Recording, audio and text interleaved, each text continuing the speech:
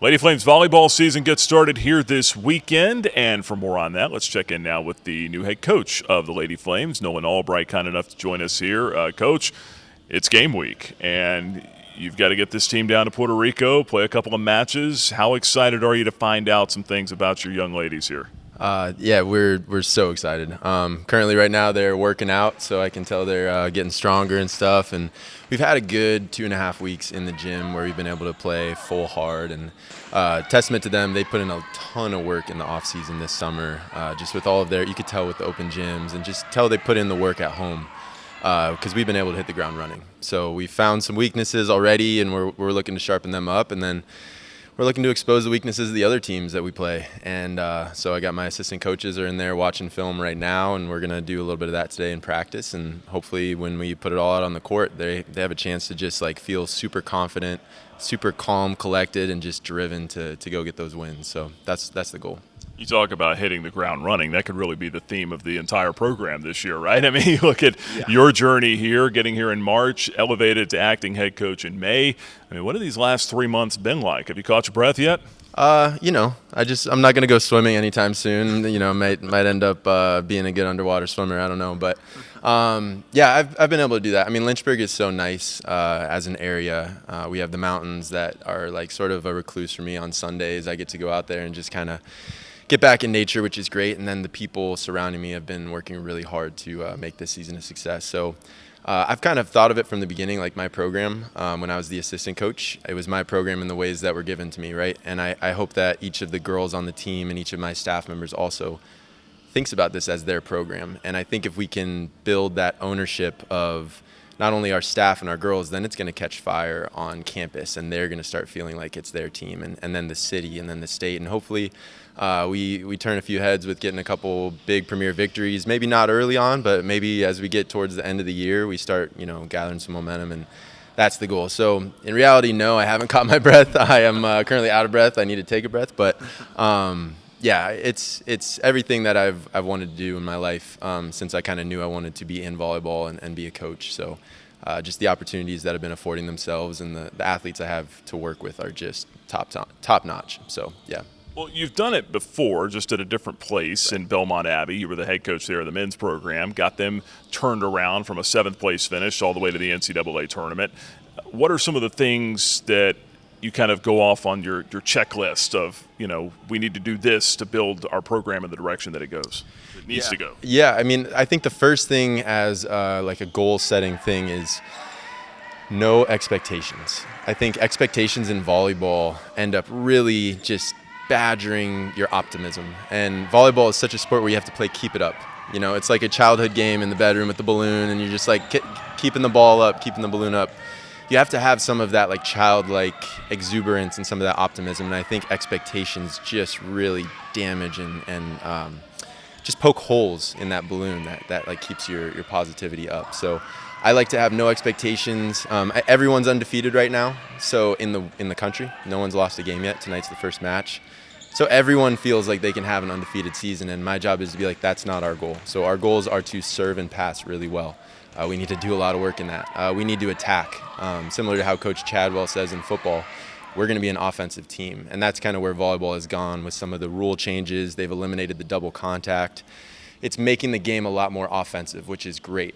We have some offensive firepower on this team, driven by quite a few seniors that have gotten a lot of kills in their career, from Cam Backus and Kate Gammer and Elizabeth Helmick, who's a transfer, and Autumn Flowers, who's a transfer, and just down the list, you can go with some of our young, fresh-faced kids that are really, really powerful attackers. So I would say serve and pass, offense, and then just no expectations. Going out and playing it like it's day one is something that I harp to. It doesn't matter if it's August or December or June. I mean, no expectations. Go out there and make the best out of yourself. And I think that's what helps my teams win.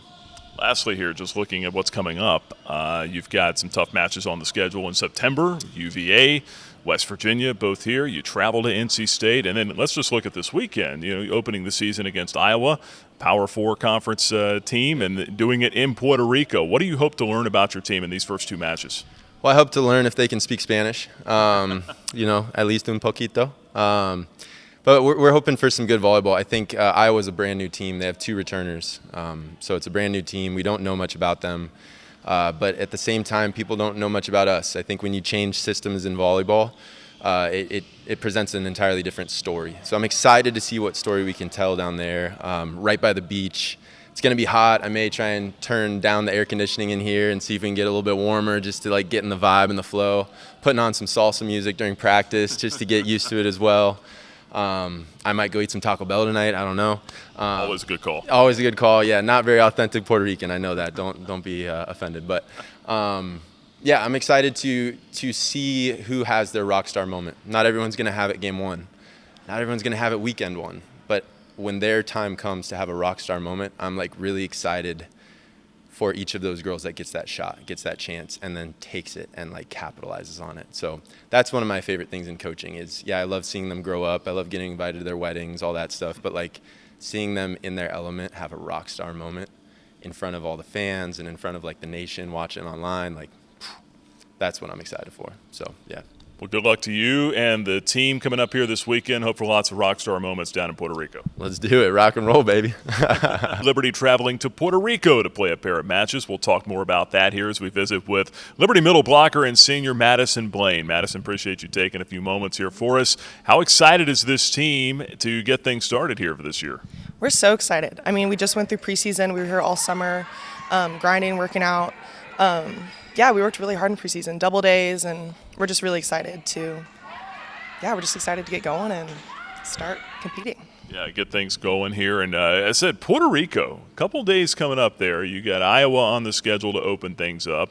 Have you been outside of the 48, lower 48, the continental United States?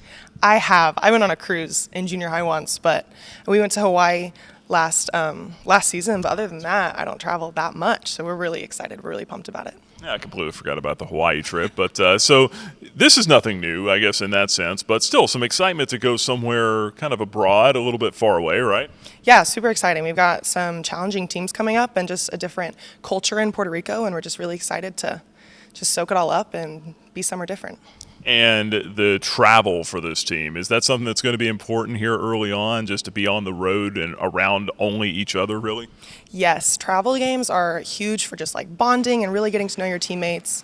And they're honestly really fun, like bus trips, long plane rides, a lot of fun for bonding and just really cementing that team culture that we're trying to build.